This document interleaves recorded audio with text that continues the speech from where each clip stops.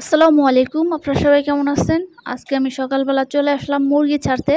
তো এসে দেখি আমাদের মুরগিগুলো চি করতেছে। মানে আজকে হয়েছে কি অনেক দেরি হয়ে গেছে ওদের ছাড়ার টাইমটা আরকি।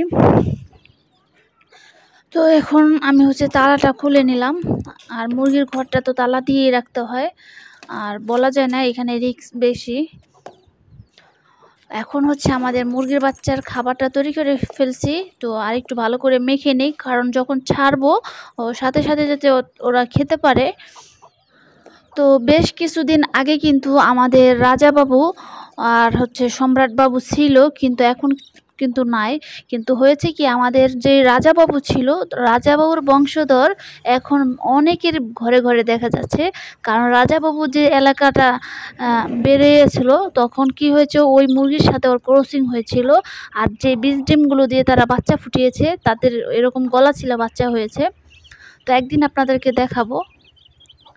আর এখন আমাদের মুরগির বাচ্চাগুলো বের হয়ে গেল, আর সাথে সাথে খাবারগুলো পেলো। আর আমি এখন মুরগিগুলোর বাচ্চাগুলোকে আটকানোর চেষ্টা করব। প্রতিদিন হয় কি, মুরগিটাকে আগে আটকায়, আর আজকে তো মুরগিটা ছুটে গেল, মানে খেয়াল ছিল না। আর এখন এই যে বাচ্চাগুলোকে আটকিয়েছি, আর আটকিয়ে তারপরে আমরা চলে আসছি চকে যাচ্ছি।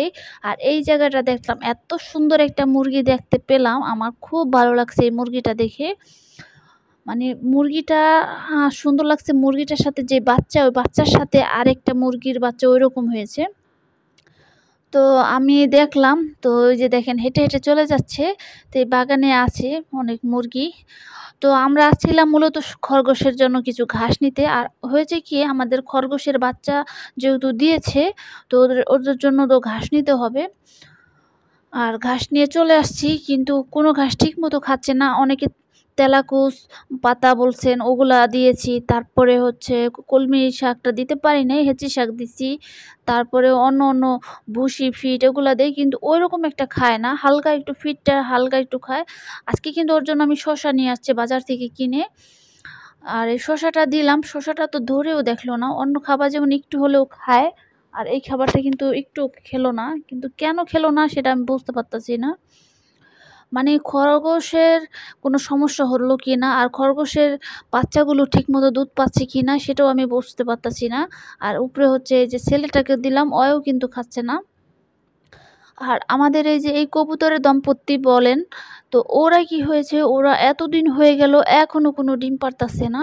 ওরা কবুতরটা মনে হয় অনেক বুড়া একটা কবুতর হতে পারে, মাদিটা।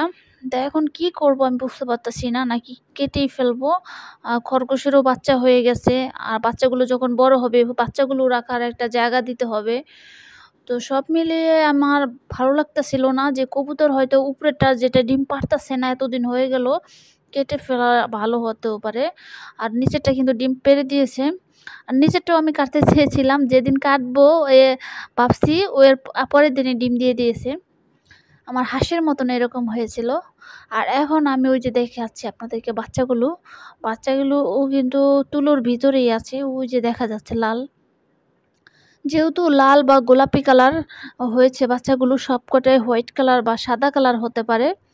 আর আজকে কিন্তু বাচ্চার শরীরে হালকা লোম দেখা যাচ্ছে। আর কালকে যেদিন ফুটছে ওদিন কোনো লোম ছিল না, শুধু চামড়ার মতন ছিল। আজকে কিন্তু একটুখানি ওই যে ক্যাটফিশের মতন যেরকম একটা লোম থাকে না, ওইরকম ওর নাকের ওই দিক দিয়ে লোমও বের হয়েছে। তো আজকের ভিডিও ছিল এই পর্যন্তই। আপনারা সবাই ভালো থাকবেন, সুস্থ থাকবেন। আসসালামু আলাইকুম।